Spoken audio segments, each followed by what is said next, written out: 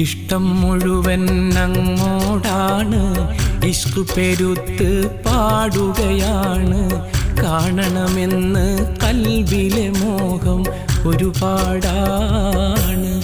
റൂഹ് പിരിയും മുമ്പ് പുണ്യമദീനയിൽ എത്താനാണ്.